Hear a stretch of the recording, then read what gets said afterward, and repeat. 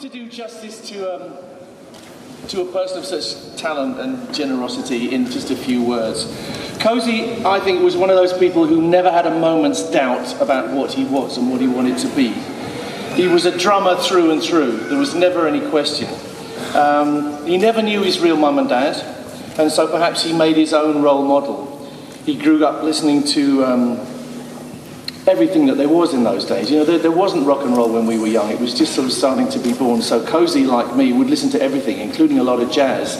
And he took his name Cozy from one of his heroes in the jazz world.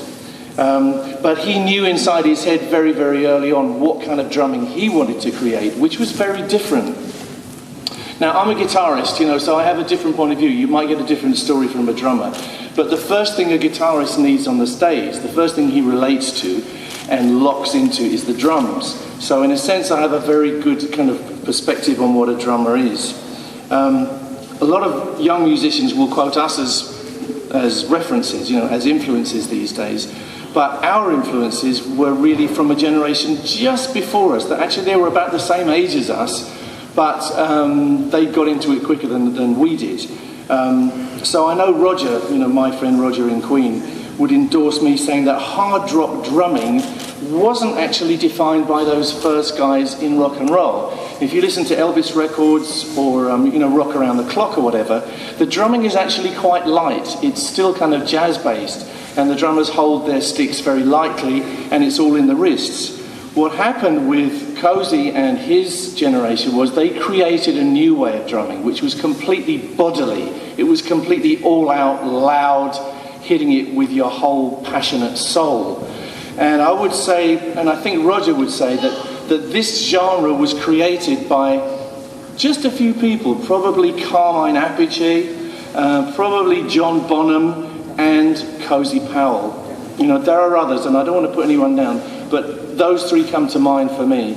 And Cozy was right up there. You know, he was a hero for me, a hero for Rog, and he also, thankfully, kind of became a brother to us. First time I met Cozy was backstage in 1976 when we were playing Hyde Park, and I think Roger had invited him along, and he surprised me by saying that I was one of the people that he would really like to work with. And you know, you never know quite what to say, you know, you don't know if someone's just being kind or whatever, but we kept in touch. And so a couple of years later, when I had the opportunity to organise a kind of guitar festival, it was called Guitar Legends in Seville, it was Cozy Powell that I called, and he came along, and it was a great choice because he inspired all those guitarists. It was not just about guitarists, it was about a whole rock experience.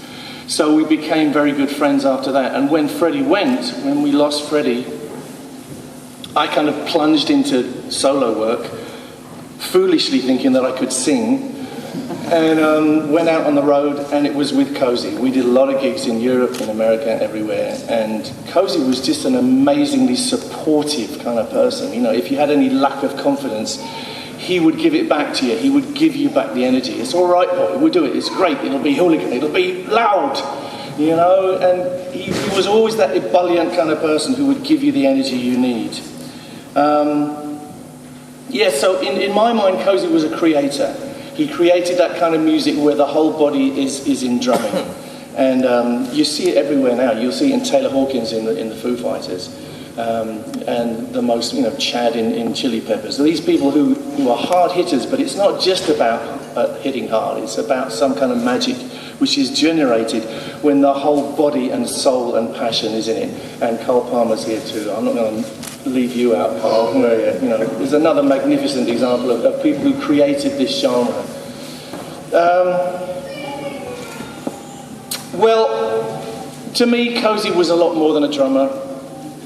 And all I want to add is really, he was a great human being. He was kind, he was generous and compassionate to all men and all animals.